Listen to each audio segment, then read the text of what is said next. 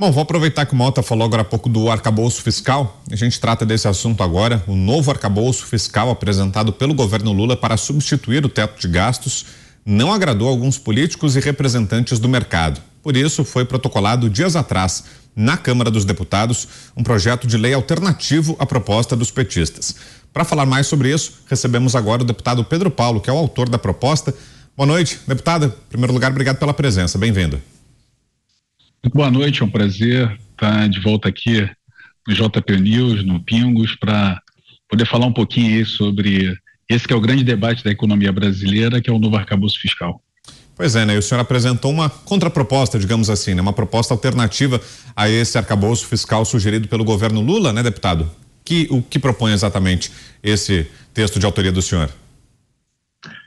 Bom, na verdade, esse texto que eu apresentei era, obviamente, num momento de angústia, onde não se tinha, e aliás, ainda não se tem um texto definitivo que explique exatamente qual é o modelo de arcabouço fiscal do governo. Então, eu apresentei um projeto que, na verdade, ele tem ali a média do que pensam economistas, especialistas, quem já trabalhou com a mão na massa ali de gerir orçamento público, tesouro, teve a responsabilidade ali de cuidar das contas, de lutar por um orçamento equilibrado. Junto comigo, nós montamos uma proposta alternativa, uma proposta que tem a dívida do Brasil, que é muito alta, o seu objeto de controle, que tem medidas que estabelecem limites e medidas para que essa curva da dívida possa ser reduzida, estabelece claramente quais as despesas que têm que ser controladas, não a despesa total, primária, mas também despesas obrigatórias, que são despesas congeladas, que são contratualizadas e que dificilmente reduzem. Tem medidas de sanção e responsabilização para se não cumprir aquilo que foi determinado, ou seja, a redução dos limites da dívida. Ou seja, tem um arcabouço que foi construído por muitas mãos, durante muito tempo estudando esse tema, que nós apresentamos até como baliza para poder se comparar agora com o arcabouço fiscal que foi entregue pelo governo. E agora, com o texto apresentado, e a gente espera que nas próximas 2 semanas o governo finalize esse texto, nós possamos comparar, né? Fazer cenários, projeções, para que a gente entenda efetivamente se esse projeto do governo for apresentado, ele vai ser suficiente para gerar superávit fiscal, estabilizar a dívida pública, para que o Estado brasileiro possa voltar a ter recursos e voltar a investir em melhores serviços e que possa cumprir suas funções de estimular a atividade econômica. Sim. Deputado, mais uma pergunta agora do Cláudio Dantas. Deputado, bem-vindo novamente ao programa. Acho que a sua presença aqui é fundamental, porque o seu projeto, quando comparado com o projeto, ou melhor, não foi apresentado projeto nenhum ontem, né? Foi apenas um PowerPoint, algumas falas aleatórias, menções a Marx, enfim, foi um carnaval, como que a gente viu agora na instalação do letreiro do Ministério da Cultura. Quando a gente compara as duas propostas, a sua e a dessa gente, a gente está comparando propostas feitas, elaboradas por gente que conhece o tema, por estudiosos, cientistas, né? São economistas, pessoas que entendem os efeitos práticos, que não só negam informação, igual o Haddad fez com o gráfico que ele apresentou. Quando a gente compara com o Haddad, a gente parece que está comparando uma tese de doutorado com, sei lá, um manifesto do DCE da universidade. A minha preocupação é agora o que vai acontecer no Congresso. O que é possível? A gente já vê algumas articulações, o governo quer poder escolher o relator da proposta para poder ter um controle maior sobre o texto final. É possível anular, rasgar esse texto quando ele for enviado, jogar no lixo, pegar o seu, fazer uns ajustes e aprovar? O que dá para fazer do ponto de vista legislativo? Olha, Cláudio, eu não tenho nenhuma dúvida que, na medida em que esse texto for entregue, ele vai sofrer aqui alterações, aprimoramentos do parlamento. Nós estamos muito preocupados com uma série de dúvidas em relação ao que foi apresentado. E aí eu preciso sublinhar isso, a gente não tem o texto, mas dentro daquilo que foi apresentado, dentro do PowerPoint que você falou, tem muitas dúvidas. Por exemplo, como se controlará a despesa, essa despesa que eu falei anteriormente, que é a despesa fixa controlada, é como se a gente fosse comparar com o orçamento de casa, por exemplo, a despesa de aluguel, você tem lá o contrato de aluguel e a fórmula de reajuste, como se fosse a despesa da escola do filho, você tem lá um contrato, o plano de saúde, que é contratado. Essas despesas, em geral, são essenciais, elas consomem praticamente toda a renda de uma família, por exemplo, de classe média, e dificilmente você consegue reduzir ali. Elas muitas vezes crescem acima da inflação e tal. Então, é parecido esse exemplo com o orçamento público, aquelas despesas de pessoal, despesas previdenciárias, despesas que são muito difíceis de você controlar, mas que você tem que disciplinar elas.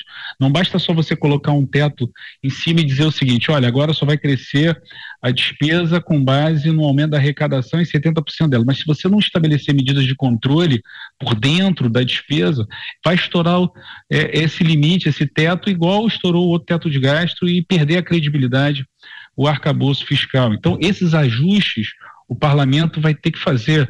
Por exemplo, quem olhar a receita, Cláudio, a âncora é a receita.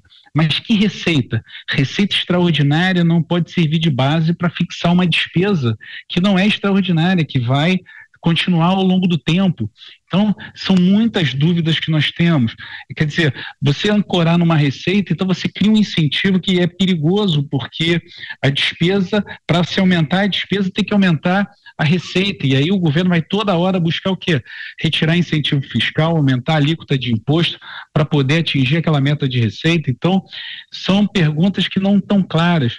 Por exemplo, qual o tipo de responsabilização se não cumprir aquelas metas que foram fixadas? Tem uma meta de 0,5% do PIB de superávit esse ano, 1% no ano que vem, e se não cumprir, muda a meta? Tem que ter responsabilização. Quando você faz uma regra fiscal completa, precisa de responsabilização também quando ela não se cumpre. Precisa também de válvulas de escape. Esse é um termo que se utiliza muito no desenho de regras fiscais, porque a regra não é perfeita. Mas o desenho dessa válvula de escape, ela não pode ser, ela tem que dar uma saída para o gestor, mas ela também não pode ser tão flexível que descredibilize a regra fiscal. Sim. Então tem uma série de questionamentos que a gente não tem ainda pela falta do texto no Congresso. Mais uma pergunta, agora José Maria Trindade. Diga, Zé. Salve, deputado Pedro, como vai? Olha, deputado, eu fiquei assim animado com a postura de alguns parlamentares, inclusive do senhor, de apresentar propostas, né? Recentemente conversava com o deputado Arnaldo Jardim, que assume a presidência da Frente Parlamentar Brasil Competitivo. É uma grande frente, indica nortes assim para um Brasil competitivo. E o deputado Arnaldo Jardim falava exatamente sobre essa postura do Congresso em ajudar o ministro Fernando Haddad, ajudar a equipe econômica contra o próprio PT. E esse assunto aí, eu considero que é um desses de que hoje o óbvio tem que ser dito, o óbvio tem que ser legislado. Antigamente não precisava legislar nem falar do óbvio, ou seja, o governo tem que ter parâmetros e limites de gastos, não precisa colocar isso na Constituição. Mas como estamos vivendo tempos adversos, é preciso sim explicitar isso na Constituição. A pergunta é essa, você acha que precisa explicitar na Constituição um teto, uma amarra, um teto de gastos e engessar o governo desta maneira? Zé Maria, a sua pergunta é muito pertinente. Existem alguns países que têm uma cultura de orçamento equilibrado e que nem regras fiscais utilizam. Não tem regra fiscal nem em lei, nem em Constituição, porque sejam políticos de esquerda, políticos de direita, gestores de esquerda e direita, eles têm a absoluta convicção que não pode se gerar déficit no orçamento. Então, o país não precisa de uma regra fiscal. Aqui no Brasil, nós temos 11 regras fiscais.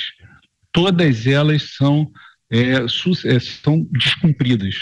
As três principais, a regra de ouro, que foi incorporada na Constituição de 88, depois o resultado primário, né, que foi trazido nos anos 2000, o teto de gasto de 2016, furamos várias vezes o teto de gasto, Então, é algo que é da cultura nossa, descumprir aquilo que é básico, orçamento equilibrado. Isso me causa também uma indignação profunda, porque é tão elementar, a gente busca fazer isso dentro de casa. Por que quando a gente olha para o governo, a gente acha que pode tudo, que não tem que ter limite, né? Por isso a importância desse arcabouço. Nós não temos maturidade orçamentária para não ter uma regra fiscal, um arcabouço fiscal. Nós precisamos de regras de orçamento que estabeleçam um limite, porque senão muitas vezes você vai para o discurso demagógico, o discurso do tudo pode, né? De achar que, por exemplo, e eu falo isso com todo cuidado para não gerar dúvida, mas, por exemplo, educação. Educação é prioridade e tem que ser prioridade. Educação é investimento. Ninguém tem dúvida disso. Mas daí a não ter limite nenhum, a gente precisa estabelecer como prioridade, sim. Você tem um teto, um limite para o gasto de educação, ele tem que ser maior que os demais, mas você tem que qualificar esse investimento e não achar que ele não tem limite algum. Eu volto a trazer o exemplo de casa. Em casa a gente quer dar a melhor educação para os nossos filhos, mas a gente tem limites, a melhor saúde, mas a gente tem limite. Então, eu acho que esse paralelo tem que ser feito sempre entre aquilo que é orçamento público e o orçamento familiar. Perfeito. A análise do deputado Pedro Paulo, deputado federal do PSD do Rio de Janeiro. Obrigado mais uma vez pela entrevista. Deputado, uma boa noite, ótimo final de semana. Muito obrigado e sempre à disposição da Jovem Pan.